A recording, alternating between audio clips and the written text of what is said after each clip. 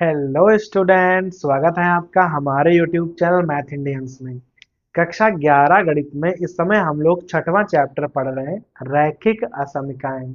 और भाई आज के इस वीडियो में आपको हम पढ़ा रहे हैं एक्सरसाइज 6.3। भाई इस वाली एक्सरसाइज में हमें रैखिक असमीकाओं का ना ग्रुप दिया होता है और आपसे भाई पूछता है कि उनका आलेखीय हल ज्ञात करना है। यहाँ पर देख लो, हमारे पास तीन असमीकाएं हैं और ना इनका हमें आलेखीय हल ज्ञात करना है। ठीक है भाई, तो पढ़ लो प्रश्न नंबर 9 को। 5x plus 4y smaller than और equal to 20, x greater than equal to 1, y greater than और इक्वल टू 2। ठीक है, क्लियर हो गया। अब जो इस प्रकार की असमीकाएं हैं ये बहुत आसान होती हैं, क्योंकि भाई ये ना देखो, अगर केवल x लिखा है, गिनती लिखी है, अगर केवल x लिखा है और जीरो लिखा होता तो ये y अक्ष होता। केवल y लिखा है और जीरो लिखा होता तो ये होता हमारा x अक्ष, लेकिन ऐसा है नहीं। गिनती लिखी है तो ये रेखा y अक्ष के समांतर होगी और ये वाली रेखा x अक्ष के समांतर होगी। केवल आपको इसके बारे में भाई पता लगाना है कि ये है कौन चीज। तो सबसे पहले क्या करोगे, इन्हें हम समीकरण के रूप में ना लिख लेंगे। फिर आप इसके लिए ना एक टेबल बनाओगे, इस प्रकार से देखना, एक्स वाई, इस प्रकार से। पहले y का मान जीरो करोगे तो 5x बराबर 20 आ जाएगा। 5 चक्कू 20, 4। इसका मान जीरो करोगे तो 4y बराबर 20 आ जाएगा। 4 पंचे 20। देखो, आपको ना पॉइंट्स का पता चल गया है कि जो ये रेखा है ये 4, 0 और 0, 5 से होकर जाएगी।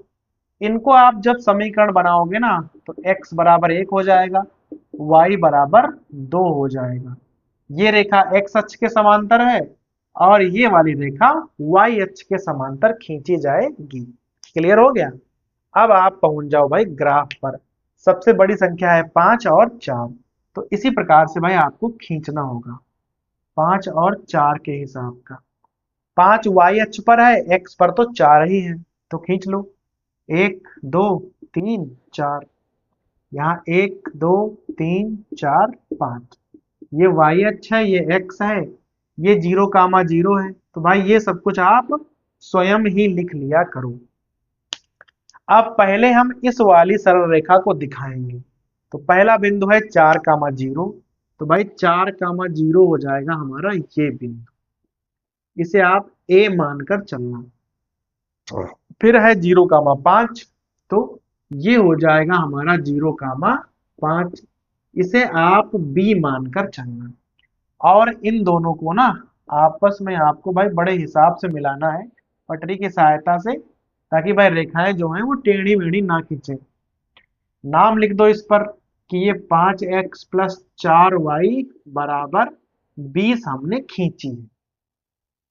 फिर भाई x बराबर 1 खींचोगे तो ये है x बराबर 1, ये जाएगी 1, 0 से और y अक्ष के समांतर ही खींची जाएगी। तो आप इसे इस प्रकार से खींच दोगे, लिख देना आप इसे x बराबर 1 हमने खींची है।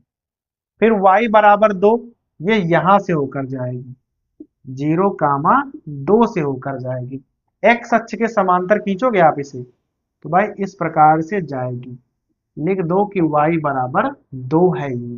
देखा, तो यहां पर हमने तीन रेखाएं खींच ली है।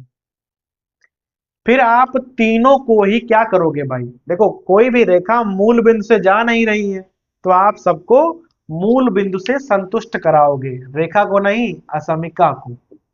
तो इस प्रकार से पहले लिखोगे। फिर यहां लिखोगे कि भाई 0, 0 से सेटिस्फाई होती है या नहीं। x और y के मान 0 कर दोगे तो बताओ ये बात सच लिखी है कि नहीं। तो भाई ये बात सही है, 0 जो है वो 20 से छोटा तो होता है। ठीक है, तो अगर संतुष्ट हो गई है तो इसका जो हल क्षेत्र है वो मूल बिंदु की तरफ होगा। बहुत ध्यान देना, तो इसका हल क्षेत्र आपको भाई मूल बिंदु की तरफ ऐसे ऐसे करके खींचना पड़ेगा। बहुत ध्यान देके खींचना है आपको, क्योंकि भाई बाद में यहाँ आपको कॉमन एरिया भी तो ढूंढना है जो सब में आएगा। फिर बताओ, क्या ये वाली असमिका मूल बिंदु से संतुष्ट हो जाएगी? देखो, x बड़ा है बराबर है 1, अगर आप x का मान 0 कर दोगे तो क्या ये बात सच मानी जाएगी? नहीं, गलत है। 0 कभी भी 1 से बड़ा नहीं हो सकता है। सेम इसके लिए देखो, अगर आप इसे कराओगे, सॉरी यहाँ 2 है, अगर आप इसे मूल बिंदु से संतुष्ट कराओगे तो आप यहाँ पर भी तो ऐसे ही लिखोगे ना, और ये दोनों ही बातें सच नहीं हैं, गलत हैं। 0 भी 1 से बड़ा नहीं होता है और 0 2 से बड़ा नहीं होता है। तो जो इनका हल होगा वो मूल बिंदु से विपरीत दिशा में होगा। जैसे आप पहले इस पर निगाह डालो, देखो ये रेखा है, इसका हल क्षेत्र मूल बिंदु की तरफ नहीं होगा, उसकी विपरीत दिशा मतलब इधर की ओर होगा। तो आप इसे इस प्रकार से बना दोगे, ऐसे खींचोगे। फिर जो इसका हल क्षेत्र होगा वो नीचे की तरफ नहीं होगा, क्योंकि भाई नीचे तो मूल बिंदु है और मूल बिंदु से ये संतुष्ट नहीं हुई है, तो इसका ऊपर की ओर होगा। इस प्रकार से आप खींच दोगे भाई, ठीक है। फिर भाई निगाह जमाए रखना और देखना कि ऐसा कौन सा एरिया है जो भाई हमें सब में प्राप्त हुआ है। सब में कौन सा एरिया प्राप्त हुआ है जो कि भाई तीनों में आया हो? तो देखो, ये वाला एरिया है, वो ये वाला एरिया, ये वाला जो एरिया है ना वो तीनों में आया है। नाम डाल लो इसके, इसे कर लो P, इसे कर लो Q और इसे कर लो R। जो पी क्यू आर वाला एरिया है ये हमें तीनों में प्राप्त हो गया है, और ऐसा एरिया जो आपको सब में प्राप्त हो उसे हम कहते हैं उभयनिष्ठ हल क्षेत्र। तो आप लिख दोगे कि तीनों ही यहां पर जो हमारे पास असमिकाएं थी उनका जो हल क्षेत्र है वो पी क्यू आर होगा। और समझो आपका सवाल हो गया। अब भाई प्रश्न नंबर 10 पे आ जाओ। देखो यहां पर तो हमारे पास चार असमिकाएं लिखी, एक है 3x+4y छोटा है बराबर है 60, x+3y छोटा है बराबर है 30। फिर भाई ये दोनों ना अक्ष लिखे होते हैं, जहां पर x के साथ 0 हो, y के साथ 0 हो, तो समझो ये वाला y अक्ष है और ये वाला x अक्ष बन जाएगा, ठीक है। तो आपको यहाँ पर पॉइंट्स निकालने की जरूरत नहीं है, वो भाई आप देख कर ही जान जाया करो कि ये y अक्ष है और वो वाला x अक्ष हो जाए। केवल आपको ना यहाँ पर पॉइंट्स निकालने हैं। तो भाई कैसे निकालोगे?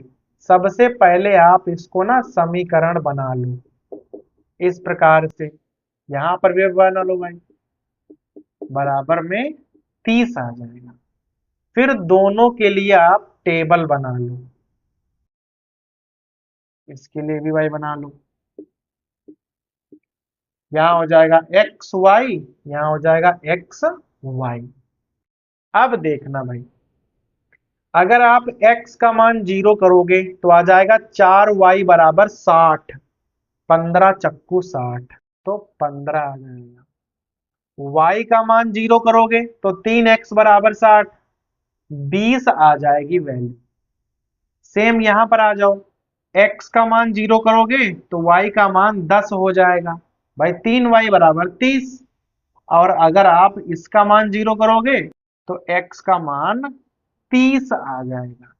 और आपके पास यहां हो जाएंगे 0 कामा 15, 20 कामा 0, यहां हो जाएगा 0 कामा 10 और 30 कामा 0। अब भाई देख लो यहाँ पर ना पॉइंट्स काफी बड़े बड़े हैं। अब आप भाई सोचोगे कि 30 और 20 हम कैसे लाएंगे? तो भाई ये भी काफी आसान है। ये x बराबर 0 हो जाएगा और ये y बराबर 0 हो जाएगा। ये y अक्ष है और ये वाला x अक्ष है। तो पहले आप अक्ष को भाई खींच लो, इस प्रकार से हम भाई खींचेंगे। ये x है, ये वाला y है।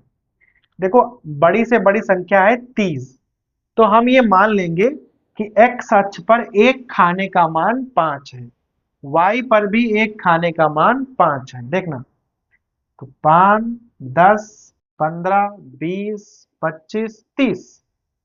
5, 10, 15, 20, 25, 30। तो एक खाने का मान 5 5 है, इस बात का ध्यान रखिएगा। तो हम भाई लिखे दे रहे हैं, आप चाहो तो 25 और यहाँ हो जाएगा 30। यहाँ 5, 10, 15, 20, 25 और 30। आप पैमाने में कुछ भी मान सकते हो। एक खाने को आप 5 मान दो, 10 मान दो, 15 मान दो। भाई जैसी संख्याएं हो आप उस हिसाब से मान लिया करो। 0,15 ये है हमारा 0,15, ए डाल लो इसको। 20,0 तो ये है हमारा 20,0 और इसे बी डाल लो। और इसे आपको ना एकदम बढ़िया से सीधे मिला देना है। नाम क्या पड़ जाएगा? नाम पड़ जाएगा 3x + 4y बराबर 60। क्लियर हो गया? यहाँ पे आ जाओ, 0,10 है तो ये हमारी 0,10 है, इसे आप c मान लो। फिर है 30,0, ये है हमारा 30,0, इसे आप d मान लो। और इन दोनों को भाई मिला दो। तो भाई हिसाब से मिलाना है ताकि ऐसे मिल जाए। नाम डाल लो यहाँ, x + 3y बराबर 30। और x और y अक्ष तो हमने पहले से खींचे हुए हैं। फिर आपको भाई संतुष्ट कराना है। असली भाई गेम यहीं पर है। तो पहले आप असमीका को लिखिए। 3x + 4y छोटा है बराबर है 60 लिखा है। इसे आप जब मूल बिंदु से संतुष्ट कराओगे तो लिखोगे भाई कि 0,0 से संतुष्ट कराने पर x और y का मान 0 कर दोगे। तो भाई देखो कि क्या ये चीज सही लिखी हुई है। तो भाई ये चीज सही लिखी हुई है। 0 जो है वो 60 से छोटा होता है। तो जो ये वाली असमीका होगी, ठीक है, वो संतुष्ट कर रही है, तो उसका जो हल होगा वो मूल बिंदु की तरफ होगा। ये है हमारा मूल बिंदु 0,0 इसकी तरफ होगा। तो भाई इसे आप इस प्रकार से छायांकित करोगे, ऐसे इधर की ओर कर दिया आपने। फिर आप यहां पर आ जाओ। ये है हमारे पास x + 3y छोटा है बराबर है 30। फिर आप इसे मूल बिंदु से संतुष्ट करोगे। लिखोगे कि भाई असमीका को मूल बिंदु से संतुष्ट करने पर x और y का मान 0 करोगे तो भाई ये वाली भी संतुष्ट हो जाएगी। 0 जो है वो 30 से छोटा है। तो इसे भी आप भाई मूल बिंदु की तरफ ही रंगोगे इस प्रकार से। अगर संतुष्ट हो गई है तो जाएगी तो ये मूल बिंदु की तरफ ही। इन पर आप आ जाओ। देखो, अगर x, भाई ये चीज तो हमेशा मूल बिंदु से ही जा रही है। भाई ये y अक्ष है, ये वाला x अक्ष है, तो ये दोनों तो मूल बिंदु से ही जाते हैं। तो आपको चेक करना होगा कि ये किधर की ओर रंगे जाएंगे, किधर इनका हल क्षेत्र होगा। पहले आप इस पे आ जाओ। ये है हमारा x बराबर 0, तो इसके इधर आप कोई पॉइंट ढूंढो। देखो x बराबर 0 जो है वो किसी भी धनात्मक संख्या से संतुष्ट हो जाएगा। आप यहां पर देखो जरा, आप x का कोई भी धनात्मक मान रख दो, ये चीज सही मानी जाएगी, क्योंकि भाई धनात्मक संख्या 0 से बड़ी होती है। सेम यहाँ पर धनात्मक संख्या 0 से बड़ी होती है, अर्थात ये जो अक्ष है अपनी धनात्मक दिशा में रंगे जाएंगे। तो ये वाला धनात्मक इधर है, ये वाला धनात्मक इधर है, अर्थात हम लोग सही क्षेत्र में हैं। फिर आप देखो कि इसमें से आपको कॉमन एरिया कौन सा मिल रहा है। तो भाई कॉमन एरिया हमारा ये वाला है। इसको हम दोबारा देखो करे दे रहे हैं, इतना है केवल कॉमन एरिया, ये वाला। ये जो एरिया है ये हमारा हो जाएगा भाई कॉमन एरिया। तो इसे आप डाल लो O, इसे डाल लो P कर लो, Q, और इसे कर लो आप मान लो R है, ये कुछ भी डाल लो, बिंदु आपकी मर्जी के हैं। तो जो ये वाला हमारा हल क्षेत्र होगा ना, वो माना जाएगा इस असमीका निकाय का हल क्षेत्र। क्लियर हो गया ना एकदम? तो भाई ये हो गया हमारा प्रश्न नंबर 10।